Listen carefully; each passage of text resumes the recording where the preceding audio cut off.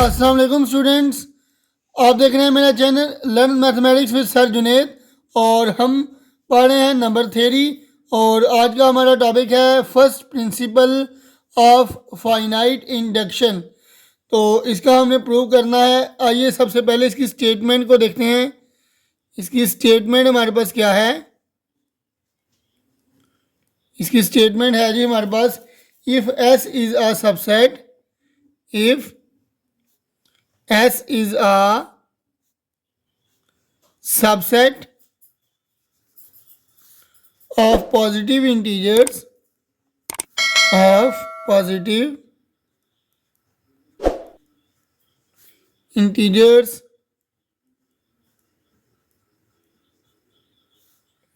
and have following properties.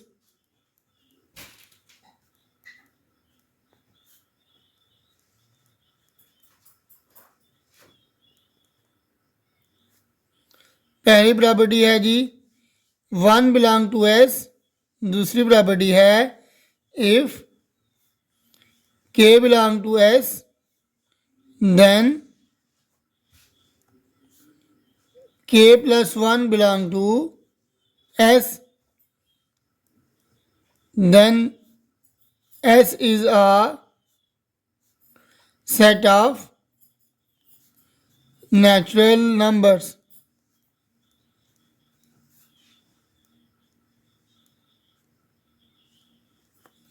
यहाँ statement दोबारा पढ़ते हैं और इसको समझने की कोशिश करते हैं।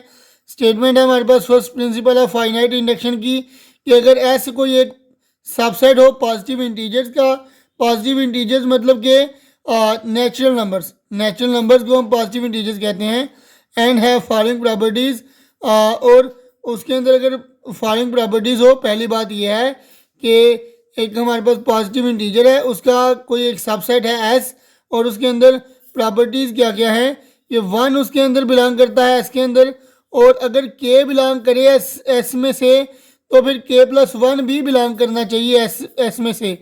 और अगर ऐसा हो तो फिर एस जो है वो क्या होगा, सेट ऑफ नेचुरल नंबर होगा, यानी एस जो है वो इक्वल होगा नेचुरल नंबर से। ये बात हमारे पास किस चीज़ के इक्वल है? इसका मतलब है कि एस और एन जो है वो इक्वल होने चाहिए। तो आइए इसको प्रूव करते हैं। जी हाँ, तो आइए इसको प्रूव करते हैं।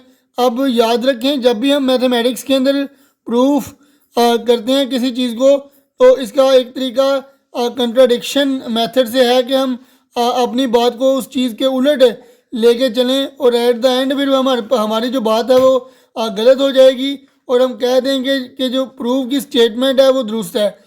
लेकिन आइए, क्योंकि हमें उसने बोला है कि सेट जो है एस वो नेचुरल नंबर है, इसका मतलब एस और एन इक्वल है, तो हम क्या करेंगे, सपोज ऑन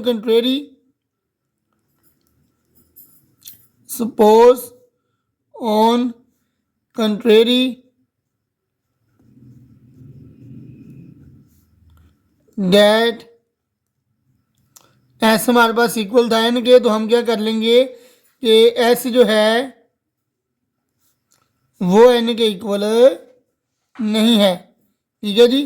अगर हमारे पास ऐसी सिचुएशन है कि एस जो है वो एन के इक्वल नहीं है, तो इसका मतलब कि नेचुरल नंबर में से कुछ ऐसे एलिमेंट्स होंगे जो कि एस के अंदर मौजूद नहीं है, इसी वजह से इक्वल नहीं है ना इनके। तो हम इसके लिए एक सेट ले लेंगे।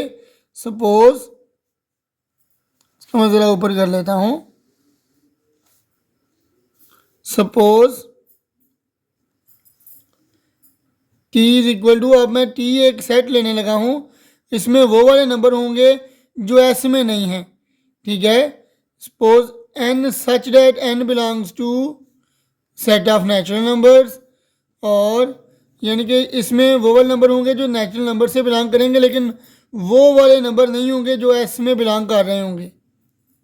यानी कि जो एस में नंबर नहीं होंगे नेचुरल नंबर्स में से, जो एस में नहीं होंगे वो टी में होंगे। ठीक है जी।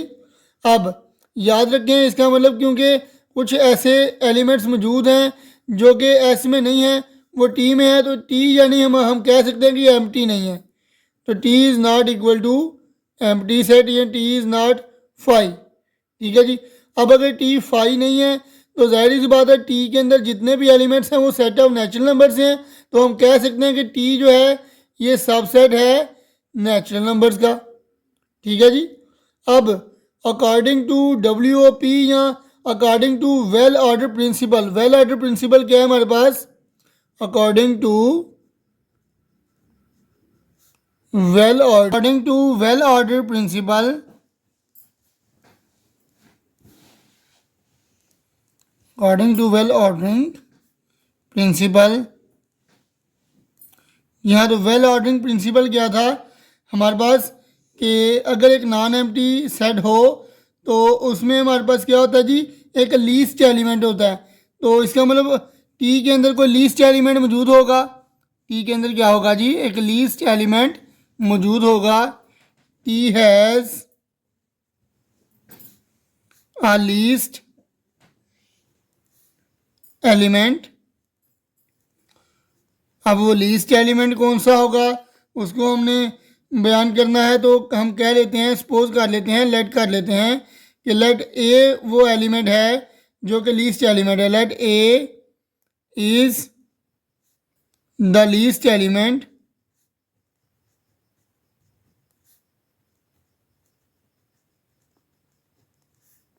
ऑफ टी, यानी कि ए जो है वो टी का लीस्ट एलिमेंट है।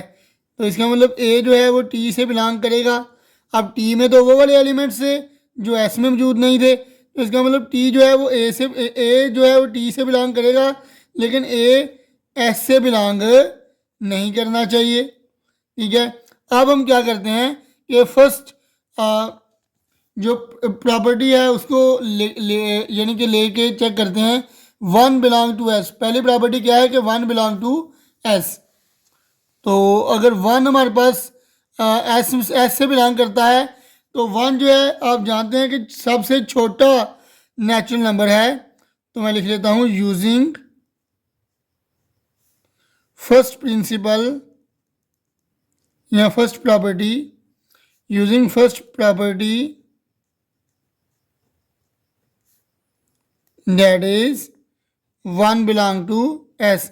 अब वन मैंने आपको बताया कि सबसे छोटा नेचुरल नंबर है, तो जाहिर सी बात है ए जो होगा वो अब एस से तो बिलोंग नहीं करता और ए नेचुरल नंबर्स के सेट से बिलोंग करता है, तो जाहिर सी बात है कि ए जो है वो वन से बड़ा ही होगा, क्योंकि सबसे छोटा एलिमेंट है ना नेचुरल नंबर का वन। तो ये टी में से सबसे छोटा है और ये एस में मौजूद नहीं है, तो जाहिर सी बात है ये वन से तो बड़ा ही होगा। ठीक है जी। अब ये वन इधर जाके मैं माइनस करवा लेता हूँ, तो ये आ जाएगा a minus one is greater than zero. ठीक है जी। ए माइनस वन क्या आ जाएगा, ग्रेटर देन ज़ीरो आ जाएगा। अब जाहिर सी बात है हम जानते हैं कि अगर ए में से कोई चीज़ हम माइनस करवाएंगे तो वो ए से तो छोटी ही हो जाएगी। ठीक है। अब ए माइनस वन जो है वो ए से छोटा ही होगा। अब हमने पहले मेंशन किया था कि ए जो है वो टी का सबसे छोटा एलिमेंट है। ठीक है। एज वी मैंशनड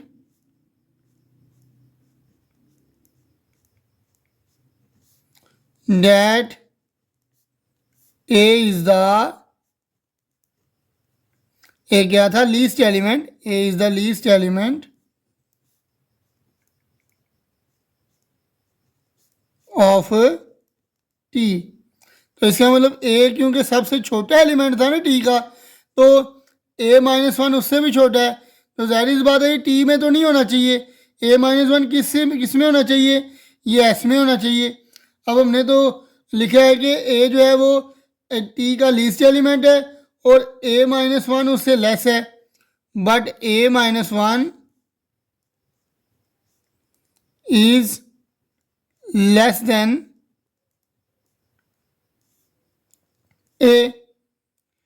तो अब जाहिर सी बात है क्योंकि ये ए से भी छोटा है तो ये ए में ये टी में नहीं होना चाहिए, so it would not be in T. तो ये किस में नहीं होना चाहिए? टी में नहीं होना चाहिए। तो ये किस में होना चाहिए जी? फिर एस में होना चाहिए ना। तो हम कह सकते हैं कि a-1 जो है ये किस में होना चाहिए जी?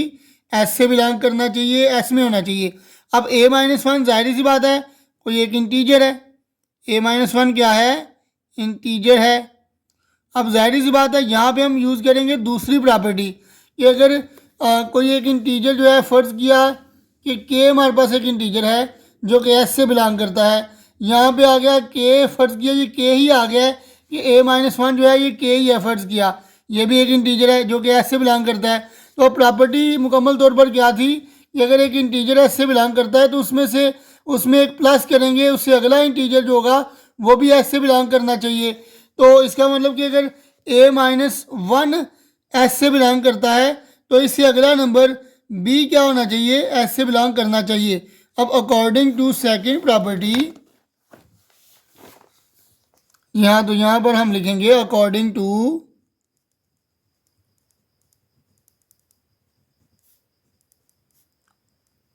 सेकंड प्रॉपर्टी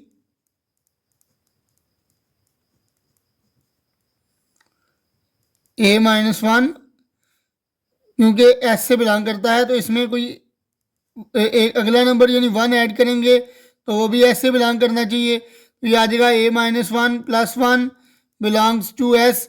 ये +1 और -1 कैंसिल हो जाएगा तो a बिलोंग टू एस। अब हमने क्या कहा था कि a किससे बिलोंग करता है?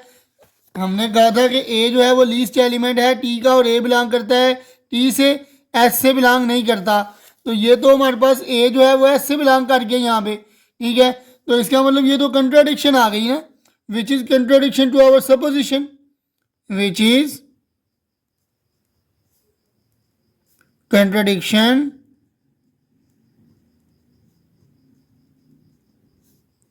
To our supposition.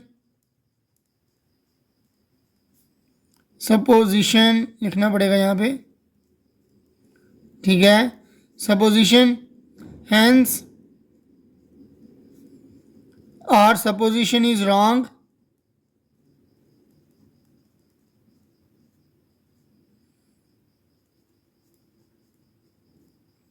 ठीक है जी। अब हमारी सपोजिशन रॉन्ग है तो इसका मतलब देयरफॉर हमारे पास हमने लिया था एस जो है वो एन से एन के इक्वल नहीं है तो इसका मतलब एस जो है वो एन के इक्वल आ जाएगा। तो ये हमारे पास प्रूफ है जी first principle of finite induction का। तो फिलहाल इस वीडियो में इतना ही, मुझे दीजिए इजाज़त। अल्लाह हाफिज़।